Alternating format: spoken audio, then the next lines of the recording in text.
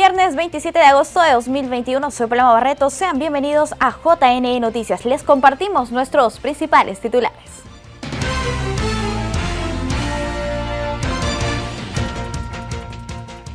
JNE intensifica acciones para prevenir conflictividad electoral durante comicios de Chipao. JNE participó en evento de Uniores donde se evaluó ataques a instituciones electorales. OMPE iniciará selección de postulantes a coordinadores de local de votación para comicios del 10 de octubre.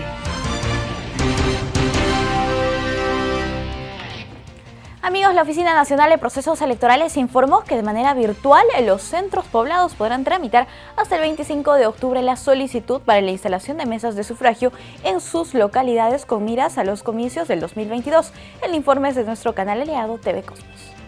Hasta el 25 de octubre tienen plazo los alcaldes de los centros poblados para solicitar la instalación de mesas de sufragio, así como actualizar el padrón electoral con miras a los comicios municipales y regionales del siguiente año.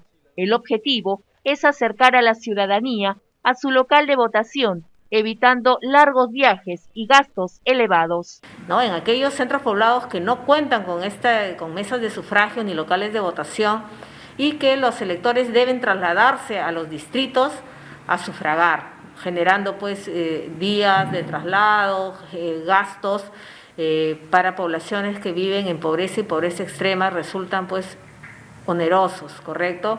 Pérdida de jornada laboral, porque a veces tienen que trasladarse un día antes y regresar 1 o 2 días después a sus zonas. Entonces es importante que las autoridades de los centros poblados gestionen algo que va a ser para el bien común de su comunidad. Las autoridades de los centros poblados de la región La Libertad deberán seguir el procedimiento de forma virtual por la pandemia. Para ello deben seguir algunos requisitos. ¿Por qué? Porque de instalarse la mesa de sufragio va a permitir una planificación adecuada del traslado, del material y del personal que se va a hacer cargo de la organización y ejecución del proceso electoral en ese centro poblado. Y la información es de primera mano porque es la autoridad de ese centro poblado la que conoce las necesidades que pasan, y estoy segura que todas las autoridades, elección tras elección, reciben el llamado de sus conciudadanos, solicitando que se aperture una mesa. También está la lista de electores. Así es, la lista de electores. Entonces, si la autoridad requiere una mesa de sufragio, la mesa de sufragio es para que voten los electores. Se necesita la relación de electores quienes van a sufragar. Estos electores deben tener el DNI que corresponde al distrito donde pertenece el centro poblado. La gestora de la Oficina Regional de Coordinación, OMPE Trujillo, Dinka Huaccha, informó que a la fecha solo 3 centros poblados han gestionado la solicitud, por lo que invocó a las autoridades de los poblados menores a respetar los plazos establecidos, pues el trámite es sometido a una evaluación previa para su aprobación. Y con motivo de las elecciones complementarias del distrito de Chipao, la OMPE ha publicado un reciente podcast con información precisa y relevante de este proceso. Mediante la plataforma Spotify, la OMPE ha lanzado su más reciente podcast con toda la información de las elecciones municipales de Chipao a realizarse este 10 de octubre. Se detalla su ubicación geográfica, electores hábiles, entre otros. En estos comicios se encuentran hábiles para votar 1.914 electores, quienes elegirán un alcalde y 5 regidores para completar el periodo 2019-2022. Chipao está situado a más de 3.400 metros sobre el nivel del mar, a 13 horas de Lima por la ruta terrestre de Ica hacia Ayacucho. La población en su mayoría es quechohablante. Como es de recordar, estas elecciones fueron convocadas luego de 2 procesos fallidos. Las razones se explican en el podcast del organismo.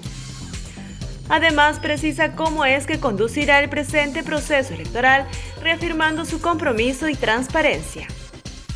La OMPE instalará una oficina descentralizada, la cual se encargará de ejecutar las actividades previstas dentro del cronograma electoral. Funcionarios del organismo electoral trabajarán en el distrito de Chipao con el compromiso de realizar unas elecciones eficientes, transparentes y neutrales. Para más información electoral puede consultar la página www.ompe.gov.pe o seguir las diferentes plataformas de podcast de la entidad. Por otro lado, informamos que más de 100 postulantes participan en la convocatoria de coordinadores de local de votación de las oficinas descentralizadas que OMPE instaló con miras a la consulta popular de revocatoria. En el marco de la consulta popular de revocatoria, la OMPE ya cuenta con una lista aprobada de postulantes para el cargo de coordinadores administrativos y de local de votación de las 6 oficinas descentralizadas que se instalan para este proceso. Según lo señala la Ley Orgánica de Elecciones, la designación oficial de los cargos se realiza mediante sorteo público y es anunciado por el jefe del organismo, Piero Corbeto. Como resultado final de la primera etapa de la convocatoria, se cuenta con 20 coordinadores de local de votación titulares y 144 coordinadores de local de votación accesitarios de las ODPE. Listado que para la última etapa permitirá la interposición de las tachas que pudiera presentarse en el marco de la revocatoria de autoridades municipales. Las oficinas descentralizadas de procesos electorales son órganos de carácter temporal que se instalaron para este proceso de revocatoria con fecha del 10 de octubre, a fin de dirigir y coordinar las elecciones de 13 distritos del país. En la siguiente nota conozca más detalles sobre las acciones que realiza el Jurado Nacional de Elecciones para prevenir conflictividad electoral durante los comicios complementarios de Chipao. De cara a las elecciones complementarias del distrito ayacuchano de Chipao, el JNE, a través de la Central del Proceso Electoral, realiza una serie de acciones para prevenir los conflictos electorales. Aldo Guamán, especialista en conflictividad electoral, precisa que este es un distrito donde previamente se han registrado hechos de violencia y nulidad de elecciones. Recordemos que en Chipao ha habido declaración de nulidad electoral en 2 procesos electorales anteriores. Estamos hablando de las elecciones regionales del 2018 y de las elecciones municipales complementarias del año 2019. ¿No? También ha tenido antecedentes de revocatoria en 2 oportunidades, y acá podemos ver la evolución del padrón electoral, por ejemplo, ¿no? Desde el año 2018, en el año 2019 en las elecciones municipales complementarias y finalmente en las elecciones municipales complementarias del año 2021.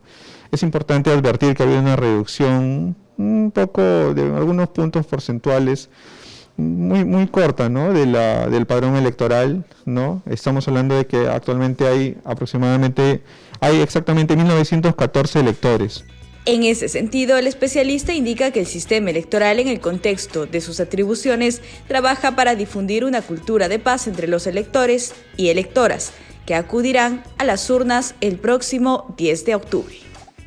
Es importante saber que dados esos hechos, esos antecedentes en el distrito de Chipao, es importante que se difunda el proceso electoral, que se conozca la importancia, ¿no?, que tienen los electores, las electoras de ir a las urnas, de elegir a sus autoridades, y desde la Central de Operaciones nosotros vamos a seguir impulsando espacios de coordinación con otras instituciones que tienen competencias en prevenir conflictos, en monitorear riesgos electorales que podrían impactar en el desarrollo de la elección, ¿no? Nosotros vamos a agendar reuniones con estas instituciones, ¿no?, en el marco del Comité de Coordinación Interinstitucional para la Prevención de Conflictos, y a su vez también se van a difundir contenidos de cultura de paz, ¿no?, que es importante que la ciudadanía conozca lo importante que es rechazar hechos de violencia en los procesos electorales y en general, ¿no?, en cualquier aspecto de nuestra vida cotidiana.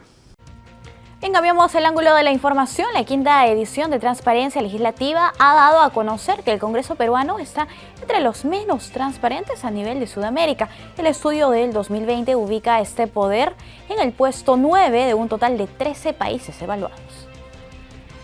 La Red Latinoamericana por la Transparencia Legislativa realizó un estudio durante el 2020 en 13 congresos de la región, a fin de medir su transparencia y acceso a la información. En una escala de 0 al 100%, el Parlamento de Perú obtuvo un índice de 35%, lo cual lo posiciona en el puesto 9 del ranking por debajo de la media regional. Dichos resultados se explican por la evaluación en 4 aspectos: El primero es el normativo, que comprende la regulación de la ética, declaraciones patrimoniales y otros.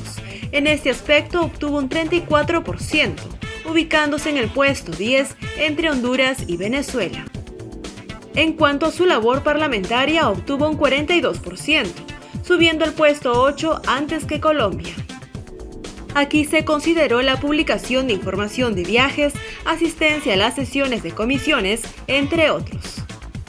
En lo que respecta al manejo de presupuestos, Perú retrocedió al puesto 11, entre los países de Panamá y Honduras y cerca de Venezuela. Como aspecto positivo se destaca el acceso a la información a través de su canal de televisión, complementado con el uso intensivo de las redes sociales. Este aspecto ubica a Perú en el puesto 8 con un 49%. El Congreso peruano ha evaluado entre 13 países de la región enfrenta el desafío de aprobar e implementar reformas de transparencia a su reglamento, además de transparentar las posiciones de interés de los congresistas, así como del personal.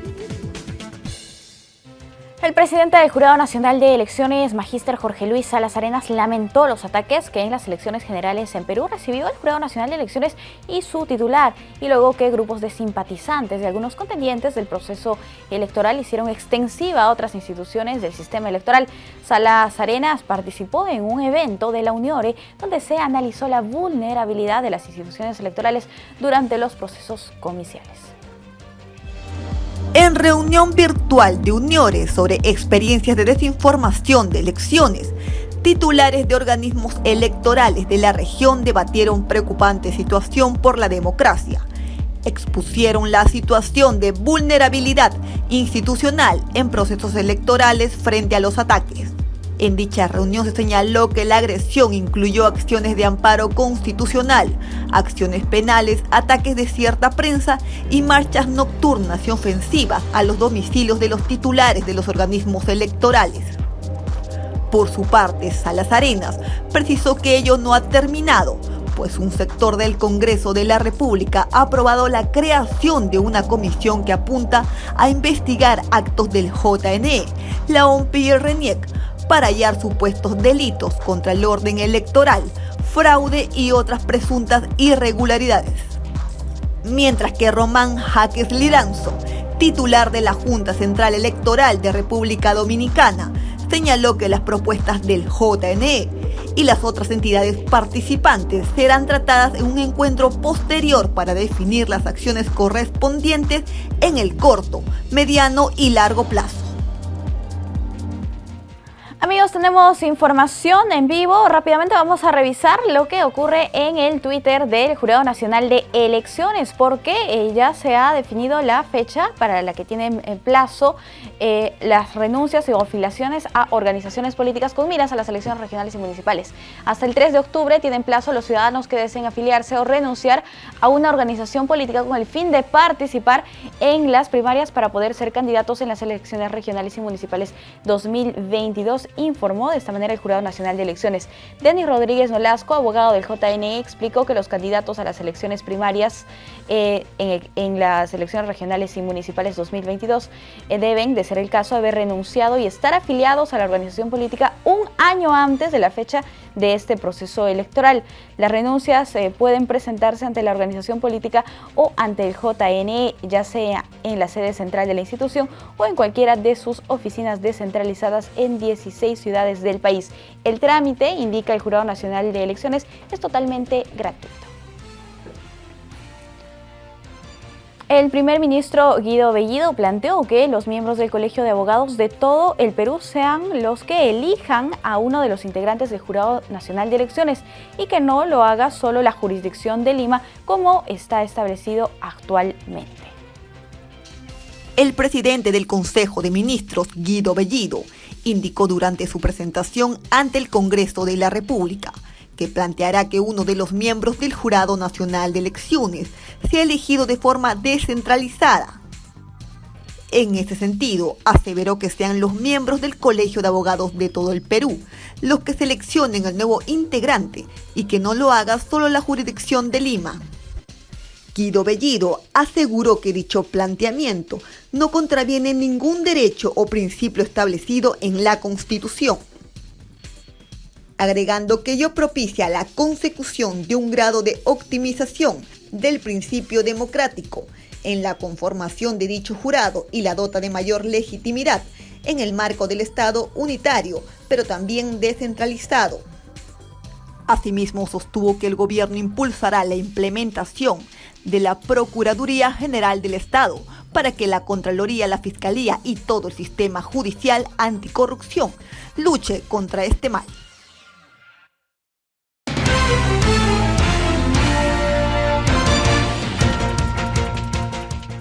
Amigos, momento de una entrevista. Vamos a conversar sobre las elecciones generales 2021. Hoy nos encontramos con Percy Medina, él es director de la oficina en el Perú de IDEA Internacional. Señor Medina, ¿cómo está?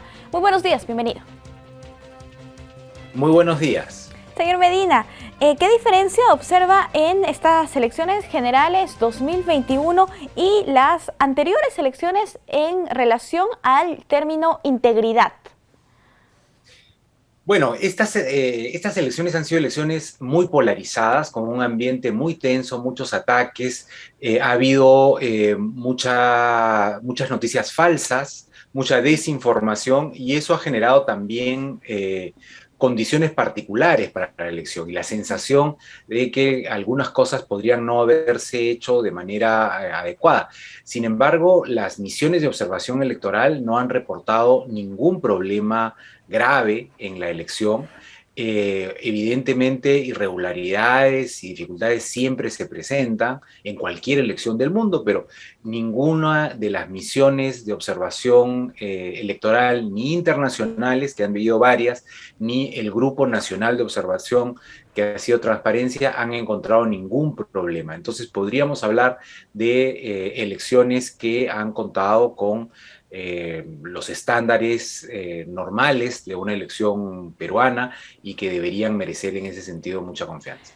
Perfecto, entonces se puede considerar elecciones limpias y transparentes. ¿Cómo evaluaría usted el trabajo de los organismos electorales?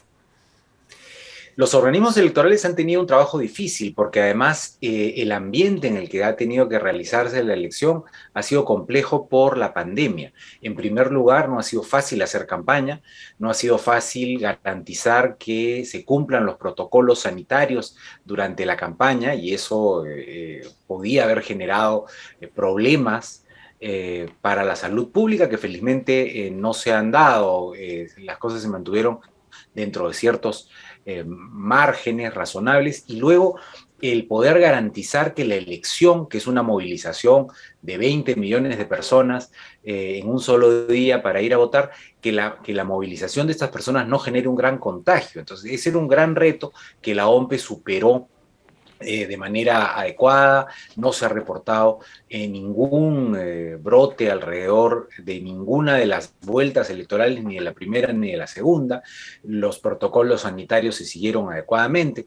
Entonces creo que el principal reto, que era lograr una elección segura y dar confianza a la ciudadanía, también la participación electoral ha sido relativamente alta, dadas las circunstancias. Creo que todo eso se cumplió de manera adecuada. Perfecto. Señor Medina, hace algunos días una bancada del Congreso de la República ha presentado una moción en la que se pide precisamente investigar el proceso electoral y ha sido aprobada en el Pleno del Congreso de la República. ¿Cuáles son los argumentos que señala este grupo parlamentario y cuáles habrían sido los argumentos o puntos de vista de los congresistas para aprobar con 46 votos a favor, 50 en contra y 28 abstenciones la creación de una comisión investigadora del proceso electoral? Bueno, justamente, habiendo sido un proceso electoral en el que circularon tantas medias verdades o claramente noticias falsas, ¿no?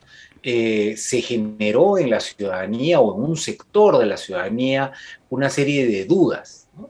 Muchas personas, porque circulaba tanta información, videos que mostraban que aparentemente había irregularidades graves, que en realidad no eran tales, simplemente era una construcción para generar una realidad que no era una realidad falsa, ¿no?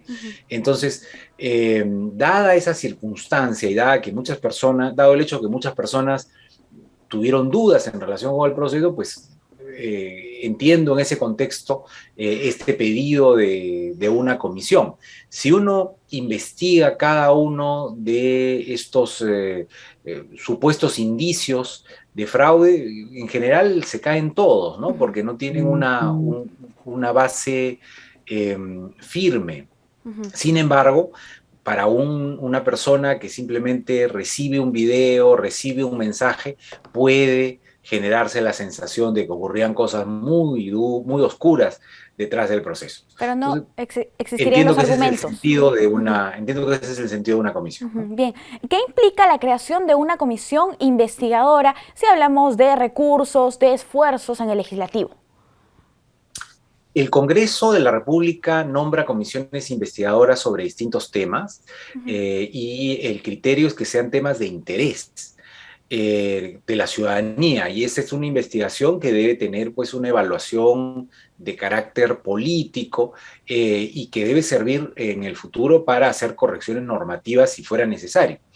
Esta comisión, más allá de investigar el proceso que no le correspondería desde una perspectiva, digamos, de administración de justicia, porque no es labor del Congreso, ¿no? Pero sí puede identificar vacíos, sí puede identificar reformas legales que se podrían hacer para mejorar las condiciones del proceso electoral, y ojalá, para ver en positivo el trabajo de esta comisión, ojalá que esta comisión logre identificar algunos aspectos que permitan completar la reforma política que se intentó hacer en el quinquenio pasado, ¿no? Identificar qué cosas es necesario mejorar en los procedimientos, qué cosas se pueden hacer para modernizar la manera de organizar procesos electorales en el Perú. Y también ojalá que sea un paso previo a lo que los organismos electorales vienen demandando hace mucho tiempo, que es una sistematización de la legislación electoral, ¿no? Hay la idea de tener un código electoral hace ya varios años, y tener un código electoral lo que permitiría tener es una norma ordenada, sistemática, sobre materia electoral, que daría también a los actores más certeza en cuanto a la organización de los procesos electorales y en general el comportamiento de todos los actores en un proceso electoral. Volviendo al tema de la creación de una comisión investigadora, esta moción que había sido presentada en su momento por una de las bancadas dice que se habrían generado diversos actos de corrupción y se podría establecer o se deberían establecer responsabilidades. ¿Esto es competencia del Legislativo Nacional?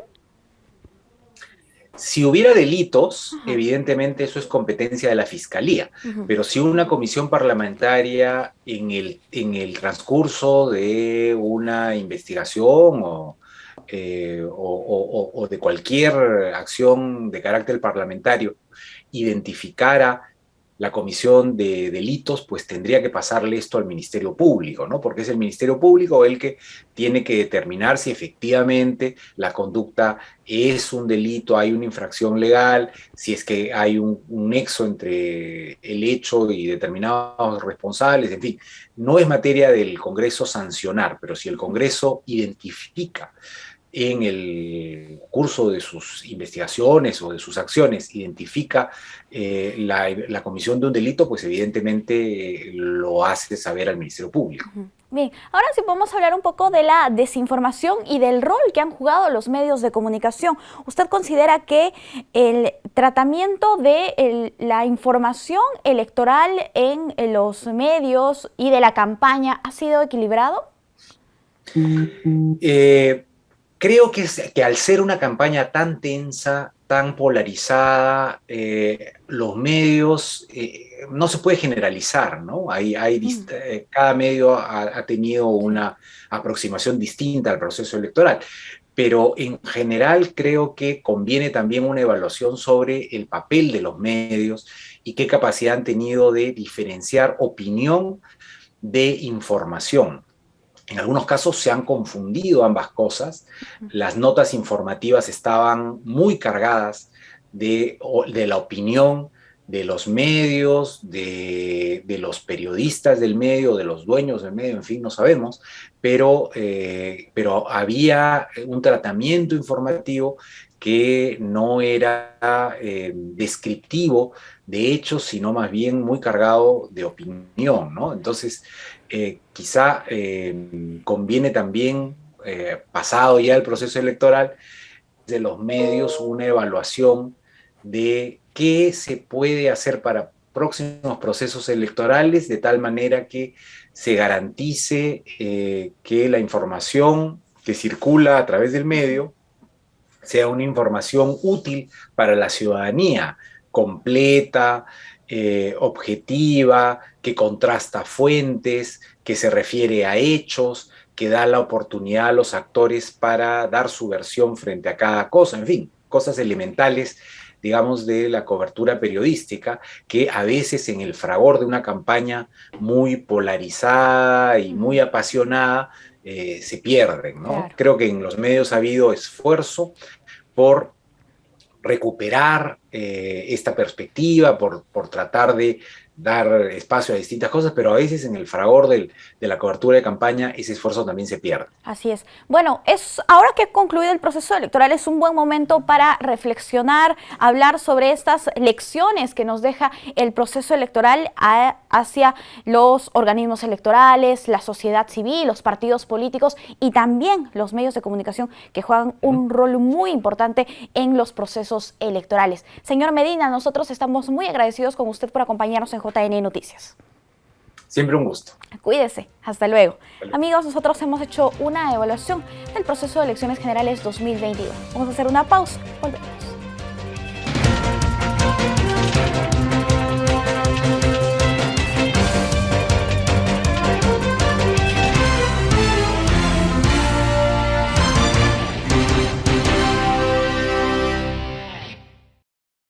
Estamos de vuelta en JN Noticias. Vanessa Castillo del RENIEC nos informa a continuación las principales noticias del ente registral en todo el país. Veamos.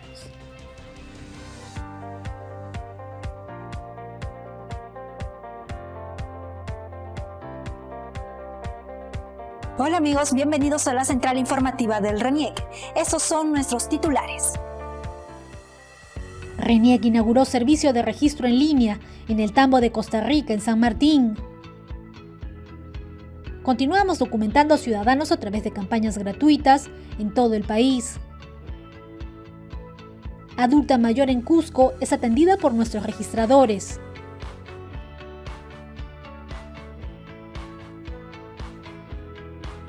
El mejor regalo de los padres es darle a sus hijos una vida con derechos. Así lo sabe Isidoro, quien pudo inscribir a su pequeña recién nacida gracias al servicio de registro en línea RENIEC, inaugurado en el Tambo de Costa Rica de la región San Martín.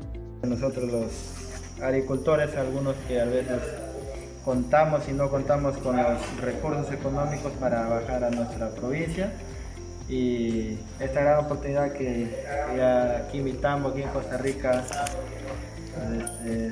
nos da la oportunidad de venir a gestionar el acta de nacimiento de nuestros hijos. Este servicio, que hoy cuenta con un personal capacitado y equipamiento moderno, se hace posible con el apoyo del MIDIS y el programa País, para dar acceso a la documentación de las poblaciones más vulnerables del Perú. Es un respaldo porque vamos a poder brindar ese servicio a la población que tanto necesita, ¿no? Mayormente de los 21 caseríos que están alejados, ¿no?, de la provincia de Mariscal Cáceres. Actualmente existen 460 tambos a nivel nacional. RENIEC, como otras instituciones, se incorporan a estos espacios de manera progresiva para llegar así a más peruanos. Durante todo este año ya hemos efectuado más de 187.768 atenciones a poblaciones vulnerables, ¿no?, entre trámites y entregas de DNI. RENIEC busca reducir la brecha de indocumentación en el país. Solo en agosto se proyectaron 310 campañas de identificación gratuita a nivel nacional, alianzas estratégicas con el MIDIS, el CIS, el MINSA y los municipios, además de la atención de casos especiales, permitió que los ciudadanos de las zonas más pobres del país obtuvieran su DNI. Se han realizado trámites para menores y para mayores de edad, aperturando también a expedientes de actas de nacimiento para los adultos, así como renovaciones del DNI. En el suelo, sobre cueros de oveja, reposa Evarista Vallejo. Ella no puede mover ninguna de sus extremidades por el dolor terrible que siente. Tiene 71 años y por su condición necesita atención médica constante, que no pudo recibir del Estado al no haber canjeado su libreta electoral. Su situación cambió con la llegada de RENIEC. Se estuvo realizando la campaña en el distrito de Coporaque y se me acercó el jefe de Lomatpet de dicho distrito. Me comentó sobre una ciudadana con discapacidad que estaba postrada en cama y solo tenía libreta electoral. Acordamos en ir a su comunidad para atenderle. Después de un viaje de hora y media hasta la comunidad cusqueña de Checani, personal de la institución pudo llegar hasta el hogar de esta ciudadana para realizar los trámites de su DNI. Su hija refirió que su condición humilde no les permitió hacerlo antes. En realidad todos los ingresos que recaudan es únicamente para su alimentación. Ahora, con la obtención de su DNI, sé que la señora podrá acceder al CIS y obtener alguna pensión del Estado para mejorar un poco su calidad de vida. El caso de Evarista no es el único. Es por ello que RENIEC sigue acudiendo al rescate de ciudadanos en situaciones de riesgo, para identificarlos y puedan ejercer sus derechos. Gracias amigos por acompañarnos en esta edición de la Central Informativa del RENIEC. Recuerde que para mayor información puede ingresar a nuestra página web o visitar nuestras redes sociales. Hasta pronto. El Contralor General de la República, Nelson Jack, en el siguiente video resalta la importancia de la cooperación interinstitucional como una alternativa indispensable para salir de la crisis que vive el país.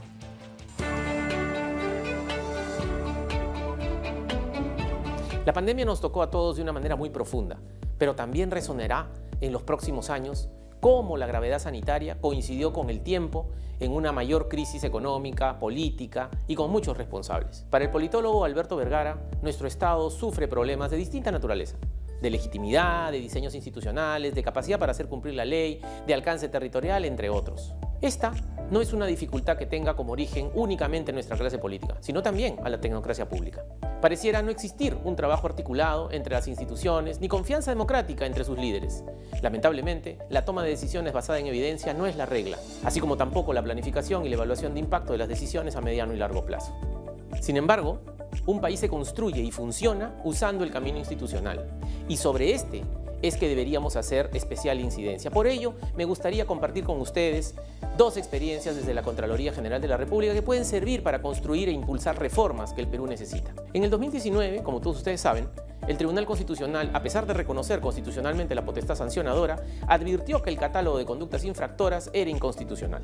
La Contraloría tenía, en teoría, la potestad sancionadora, pero en la práctica no habían conductas preestablecidas que podía sancionar. Ante esta situación, la Contraloría General de la República presentó una iniciativa legislativa al Congreso sobre la materia y se impulsó una estrategia institucional transparente de múltiples presentaciones y reuniones en el Congreso, en los medios de comunicación y en la academia. Varios congresistas empujaron decididamente esta iniciativa, siendo aprobada luego de 2 años de arduo esfuerzo en junio del 2021 por unanimidad.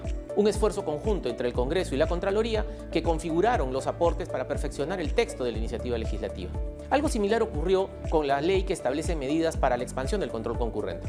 El Congreso, considerando la evidencia, los beneficios y a pesar de existir otros actores en contra, aprobó por unanimidad la norma.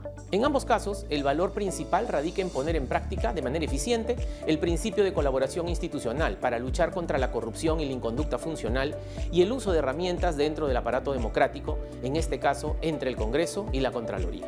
La deuda institucional es todavía muy grande con los ciudadanos de nuestro país, como para no entender que las entidades del Estado no son islas, sino que éstas deben confluir para mejorar la calidad de vida de los peruanos y peruanas en todo el territorio nacional. Hay también otras experiencias, como estas de coincidencias y trabajo conjunto para sacar adelante las cosas. Por ejemplo, una importante en estos últimos meses y que debe lograr continuidad e institucionalidad a través de la aprobación de una ley es el Consejo de Estado. Un espacio de coordinación que conduce el señor Presidente de la República y en el que participan los titulares de los poderes del Estado y los organismos constitucionalmente autónomos, y donde se reflexiona y se toman decisiones sobre temas de relevancia nacional. Recordemos que el Estado es imparable, puede hacerlo casi todo, si aprendemos a ponernos de acuerdo y a trabajar en equipo.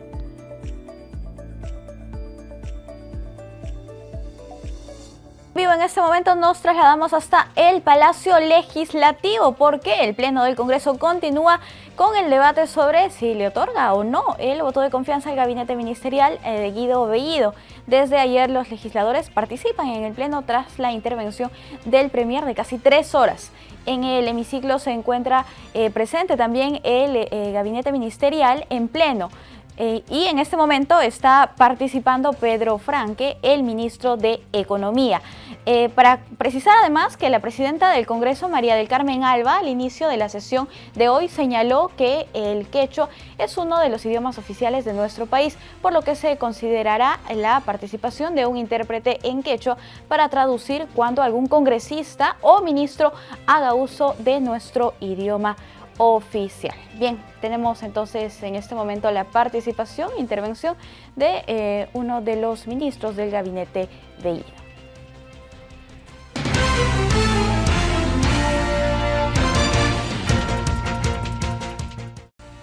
Amigos, tenemos una entrevista y es precisamente sobre el tema que estamos hablando, el escenario político, el voto de confianza al gabinete ministerial. Nos encontramos con Fernando Tuesta Soldevilla, como siempre es un gusto darle la bienvenida aquí en JN Noticias. ¿Cómo está, señor Tuesta? Bienvenido, buenos días. ¿Qué tal, Paloma? Buenos días. Buenos días, muchas gracias por acompañarnos. ¿Cuáles son sus impresiones después del mensaje que ha dado ayer el Premier Guido Bellido en el Pleno del Legislativo Nacional? Mira, más o menos esperable de parte del Congreso. El Premier ha entregado, digamos, un plan, un discurso bastante mediatizado, bastante moderado de lo que algunos quizá pensaban. Es un plan neutro, le ha quitado toda aspereza, es un plan que tú lo lees y podría ser un plan que los gobiernos anteriores pudieron acoger. Como todo plan, carece de muchos aspectos de detalle, sobre todo de sustento en términos de cómo financiar, pero es un plan, como te digo, que busca no confrontar, no habla de asamblea constituyente, no habla de estatización, en fin, ¿no? Entonces, eso es por un lado. Pero por otro lado, tú esperabas que de parte del Congreso, de la representación parlamentaria, pudieran discutir aspectos de ese plan. Pero ocurre algo que en nuestra suerte de ya tradición, costumbre parlamentaria, en realidad se discute otros temas, ¿no? Y los temas son claramente en función de la legitimidad del gabinete Castillo. Y es por eso, casi del inicio, que algunas bancadas ya habían anunciado que votarían en contra. Ahora bien, hay un grupo de bancadas que están, digamos, en medio, entre las que apoyarían, que sería simplemente la de Perú Libre y Juntos por el Perú, que suman aproximadamente 52 votos, y tienes ya bancadas que han declarado que votarán en contra, ¿no? Fuerza Popular, Avanza País y Renovación Popular. Pero hay las otras bancadas que son las que van a decidir. Tengo la impresión, siendo al borde del mediodía, que le van a dar el voto de confianza, pese a los discursos, por una sencilla razón. El Parlamento va a gastar una de sus 2 balas en el primer mes de un periodo de 60 meses, no lo creo. Y allí la medición va a ser no solamente la bancada, sino los congresistas de manera individual. Van a ver también su billetera. Vamos a centrarnos un poquito más en lo que significó este mensaje del Premier Bellido ayer y para específicamente tocar la propuesta de la conformación de los miembros del Pleno del Jurado Nacional de Elecciones. Él aseguró que este debería estar compuesto por un miembro que sea elegido por todos los colegios de abogados del país, descentralizar un poco la situación, contrario a lo que se tiene actualmente. ¿Qué opina usted al respecto? Bueno, para empezar, esta es una reforma constitucional, ¿no? Y tendría que presentar, por lo tanto, un proyecto de ley para que se modifique, digamos, ese asiento dentro del pleno de 5. El Congreso va a recibir una propuesta del Ejecutivo que tenga un propósito tan puntual como este, no lo creo. A mí me parece que es una, ¿sabes qué? Una posición, por un lado, que no es sustancial en el diseño mayor de lo que podría ser una modificación, si así se quiere. Y en segundo lugar, creo que lo que trata es de seguir enviando estos mensajes dicotómicos, ¿no? Mira, ¿por qué Lima? ¿Por qué no el resto del país? ¿No? Lima versus el resto. Yo creo que más en un sentido simbólico, pero como propuesta, yo creo que habría que pensarlo de otra manera. Yo personalmente creo que los miembros del Jurado Nacional de Elecciones, quizá aquellos, salvo el presidente, podrían pasar por un concurso público llevado adelante por la Junta Nacional de Justicia y hacer algunos ajustes, pero bueno, esta es una posición particular. No hay medida que se deba de tomar de manera tan acotada, un artículo tan preciso, sobre un tema tan preciso. Creo que no va a prosperar. Yo creo que más fue intentar dar esta impresión, ¿no?, de que el centralismo de Lima ha llevado a que este asiento solamente sea para aquellos abogados que votan y que están inscritos en Lima, ¿no?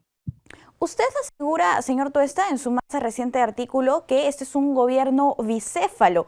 ¿Usted ve cercana la posibilidad de que el presidente de la República deslinde o se distancie un poco del partido que finalmente lo llevó al poder? Ahí hay dos aspectos, ¿no? Uno de voluntad y otro de posibilidad. No estoy tan seguro que quiera distanciarse de quienes han sido sus compañeros de ruta. Eso por un lado. Pero por otro lado, quizá deba darse cuenta que tal como están las cosas y cómo se ha configurado el gobierno, aparece pues como un gobierno que da cabida a un tercero, sobre todo en las decisiones de las altas esferas de la presidencia. El peor líder y el peor presidente es aquel que proyecta la imagen que no es quien manda. Sea o no realidad, sea o no realidad. Lo que proyecta y que queda situado en la mente de la gente, en la mirada del ciudadano, ese es fundamental.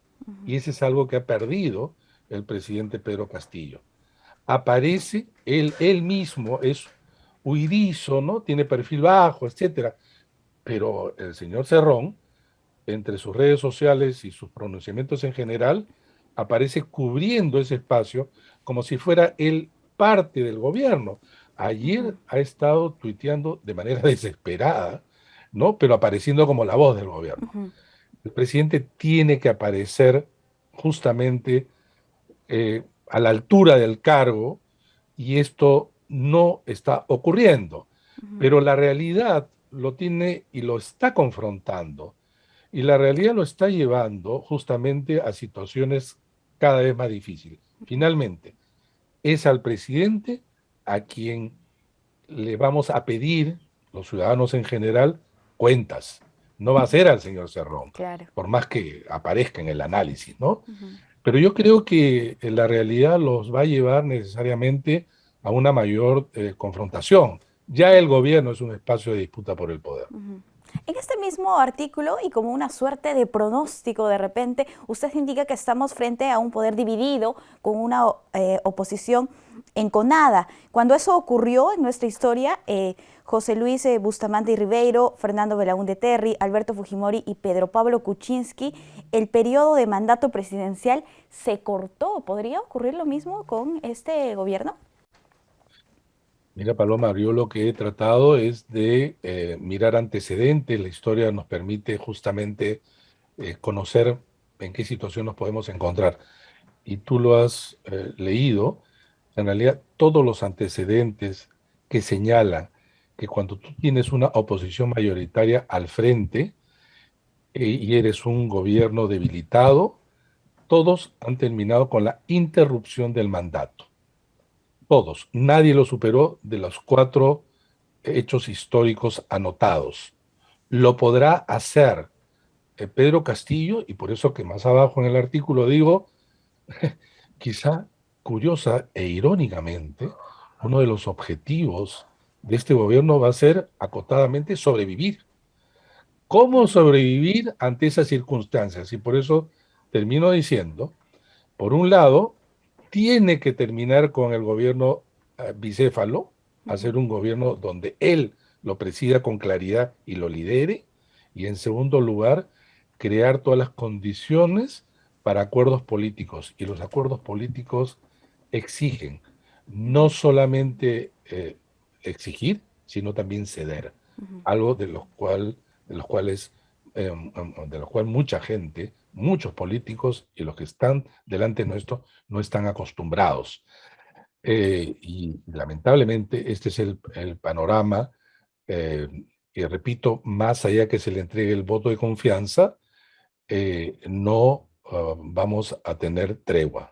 Señor Tuesta, el legislativo, si le llega a entregar la confianza, ¿podría generar otra serie de acciones para retirar quizás a algunos ministros de este gabinete? En términos legales, se puede entregar la confianza y al día siguiente citar a los ministros que considere el Congreso en las comisiones, para empezar, para que rindan cuentas, para que expliquen decisiones, cuando no interpelar e incluso censurar. ¿Podría el Congreso censurar a los 18 ministros, pero no tocar la cabeza? Y por lo tanto no se cuenta como una de las 2 posibilidades que tienes para censurar el gabinete o negar una cuestión de confianza. Sí podría. Puede haber un trabajo de desgaste, pero ante eso quiero también colocar como un hecho importante de observar los antecedentes. La gran mayoría de ministros que tuvieron que renunciar o fueron dejados de lado fueron por obra no del Congreso, sino derivados de los propios problemas que ese ministro va a ocasionar al gobierno.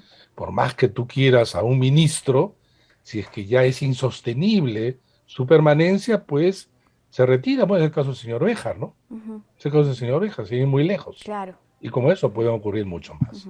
Bien, ahora queda en manos, en todo caso, o quedaría en manos del Ejecutivo en tomar esas decisiones importantes. Señor Tuesta, estamos muy agradecidos con usted por acompañarnos aquí en JN Noticias. Gracias a ti, Paloma. Cuídese, hasta una próxima oportunidad. Amigos, nosotros vamos a hacer una pausa. Volvemos.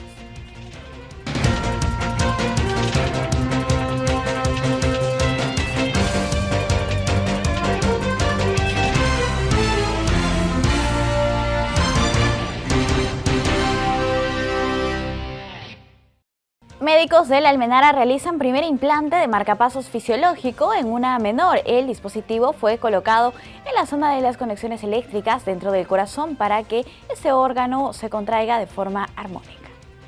Un grupo de médicos del Hospital Guillermo Almenara de Salud realizó con éxito una intervención quirúrgica en la que se colocó el primer implante de marcapasos fisiológico en una menor de edad. Gracias a ello, ahora la paciente de 13 años podrá realizar sus actividades sin presentar molestias ni cansancio. El caso de Luzmi es una niña de 13 años que tiene un mal congénito que se llama bloqueo auriculoventricular completo congénito, quiere decir que nació con esta patología y lo caracteriza porque tiene bradicardia, ¿no? Bradicardia desde la etapa fetal, se puede hacer el diagnóstico inmediatamente después de haber nacido. Y posteriormente estos niños generalmente se les observa y si algunos presentan síntomas se les tiene que poner un marcapaso. Aunque durante su niñez no manifestó síntomas, Luxmith empezó a desmayarse en este último año y se limitaba a hacer actividades físicas, incluso caminar pocas cuadras y bailar, que era lo que más disfrutaba. Fue entonces que la llevaron al hospital y descubrieron el mal que tenía, por lo que decidieron operarla para colocarle un marcapasos fisiológico que le ayude a restituir la frecuencia cardíaca que necesita para movilizarse con normalidad. Ahora últimamente lo que se estila a poner son los marcapasos fisiológicos. ¿Qué quiere decir un marcapaso fisiológico? Es que nosotros tratamos de reconectar el corazón por los lugares que normalmente la conducción eléctrica se da dentro del corazón. ¿Ok? Entonces nosotros con los marcapasos convencionales que siempre hemos usado y mediante algunas herramientas adicionales llevamos a ese sitio donde se hizo la desconexión eléctrica y ponemos artificialmente un nuevo electrodo muy parecidos a estos, ¿ok? Introducimos ahí y restituimos la conducción eléctrica de forma armónica. La adolescente fue intervenida hace una semana y solo un día después fue dado de alta. Ella ya camina y corre cortas distancias sin agitarse, aunque presenta un poco de dolor que es propio de toda operación. Estimado Dr. Freddy Chipa, a pesar que recién nos conocemos, quiero darle las gracias por darme una segunda oportunidad de vida y seguir luchando para cumplir mis metas y sueños. Ruego a Dios que le dé muchos años de vida, lo bendiga para que siga ayudando a más niños como yo. Amigos, en Haciendo Patria, conozca la historia ejemplar de la nadadora Rocío Choco de Vivanco, quien fue la deportista peruana más joven en participar en una olimpiada a los 15 años de edad. Este es un espacio promovido por el Jurado Nacional de Elecciones y la Universidad Privada del Norte para fomentar los valores en nuestro país.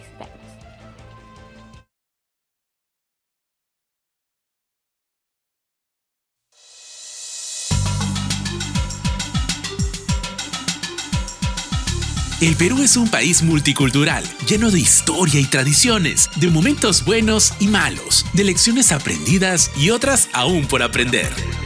Con miras al Bicentenario, esto es Haciendo Patria, un espacio de formación de valores y de reflexión. Espacio producido por Voces en Línea y Radio UPN en colaboración con el Jurado Nacional de Elecciones.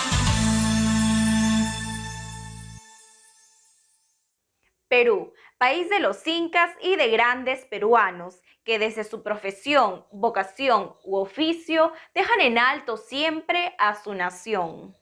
En este episodio rendimos un homenaje a nuestros deportistas peruanos, quienes en cada competencia dejan alma y corazón por la tan anhelada victoria. Bienvenidos a Haciendo Patria, un espacio producido por Voces en Línea y Radio UPN en colaboración con el Jurado Nacional de Elecciones. Disfruten de nuestra esencia bicolor. Destacada nadadora que nos representó en los Juegos Olímpicos de Tokio en 1964 y México en 1968. La heroína de esta edición es una mujer que con solo 15 años se convirtió en la deportista más joven en integrar una delegación olímpica peruana. ¿Imaginas quién puede ser, Marjorie? Claro que sí, Araceli. Se trata de María del Rosario de Vivanco Roca, mejor conocida como Choco de Vivanco. Ella nació un 3 de julio de 1949. Su amor por el deporte fue resultado del ejemplo inculcado por su padre desde pequeña, quien era un destacado esgrimista. Choco de Vivanco era tan disciplinada y dedicada que en 3 años no faltó a ningún entrenamiento, cosechando así 13 títulos mundiales y batiendo 12 récords mundiales. Méritos que la llevaron a ser 2 veces presidenta de la Federación Peruana de Natación. En 1966 fue distinguida con los laureles deportivos en el grado de oficial. Además, desde 2012 pertenece al Salón de la Fama del Deporte Peruano. Así como Choco de Vivanco, actualmente Miguel Sarria Fernández mantiene la misma entereza y dedicación por su deporte. Desde los 10 años, por iniciativa de su padre, comenzó a practicar artes marciales para tener una formación en valores. A los 15 años empecé a competir en lo que es taekwondo, porque yo me inicié con el taekwondo, con el arte marcial coreano. y llegué a la selección nacional juvenil. Posteriormente estuve en la selección de adultos, y como a los 17 años es que descubro el deporte del kickboxing y empiezo a competir sin entrenar kickboxing. Yo hacía taekwondo y empiezo a competir kickboxing, me empieza a gustar, y rápidamente llego a la selección y dejo lo que era mi carrera de taekwondo, en la que tenía bastante llegada a mi país, y me dedico al kickboxing, ¿no? Luego de ganar varios campeonatos nacionales y pelear en competencias internacionales, Miguel logró su tan anhelado título mundial. Pero convertirse en campeón mundial no fue nada fácil, ya que implicó hacer ciertos sacrificios. El mayor sacrificio que he hecho siempre ha sido dejar de lado a mi familia, ¿no? Dejar de lado a mi hijito. Esas ganas de no rendirse hicieron que venciera los obstáculos que se le presentaban en el camino. En mi caso, he tenido obviamente muchas cosas por las cuales en algún momento he estado a punto de dejar el deporte, sobre todo cuando era más joven, porque yo estudié periodismo, trabajé en un periódico y era difícil a veces acomodarme a los horarios, pero siempre fue mi prioridad. El deporte siempre fue para mí lo principal. Como bien dicen, yo trabajaba en un diario, en El Comercio de Perú 21, y yo trataba de hacer todas mis notas muy rápido para irme a entrenar. Y en algún momento estuve a punto de dejar mi carrera deportiva, porque justamente el tiempo, la familia, en ese momento tenía un pequeño, se me hacía mucha carga, pero también dentro de mi corazón pues había ese deseo de dedicarme a esto que amo, ¿no? Que es el deporte del kickboxing. Y por eso digo siempre que el mayor obstáculo es uno mismo, ¿no? Muchas veces esperamos que de repente no solo nos vaya bien, sino que sin mayor esfuerzo, ¿no? Se presenten las cosas en el camino, y eso no ocurre así, ¿no? Por su gran desempeño en esta disciplina, es actualmente uno de los entrenadores más destacados de la selección peruana de kickboxing, deporte en el que quiere dejar su legado. Y manejo chicos muy buenos, ¿verdad? Lo que me motiva es que, como siempre digo, ¿no? Más importante que dejar o que lograr algo como el título que logré, es dejar un legado, ¿no es cierto? ¿Qué quiere decir dejar un legado? Dejar enseñanza, ¿no? Y dejar pues una escuela, ¿no? Choco de Vivanco y Miguel Sarria son dos grandes deportistas que con pasión y perseverancia cumplieron sus sueños y dejaron en alto el nombre del Perú, haciéndonos vibrar de emoción. Por ejemplo, muchos chicos que yo he tenido en mi escuela han nacido en barrios muy peligrosos, en los cuales su destino ya estaba hecho desde que nacieron. Si tus amigos están presos o están muertos. Estos chicos que llegan a mi escuela, se ponen a entrenar, empiezan a aprender y cambian su vida. Y cuando llegan a los 18 o 20 años, pueden ser campeones, y si no son campeones, tienen ¿qué cosa? El kickboxing que pueden enseñar, pueden ganarse el pan de una manera correcta, ¿no es cierto? Entonces, eso para mí es el Perú, tratar de que mi país cambie, tratar de que seamos mejores día a día y dar nuestro 100% en todo lo que hacemos. Esta ha sido la edición 21 de Haciendo Patria, programa de Voces en Línea y Radio UPN en un trabajo conjunto con el Jurado Nacional de Elecciones. Nos vemos en una próxima oportunidad. Amigos, muchas gracias por su compañía. Nos reencontramos la próxima semana aquí en el 516 de Movistar TV y por supuesto en las redes sociales del Jurado Nacional de Elecciones. Los dejamos ahora con bellas imágenes de nuestra marinera bailada en las calles de Chicago por el Bicentenario Patrio. Conmigo será hasta la próxima semana. Permiso.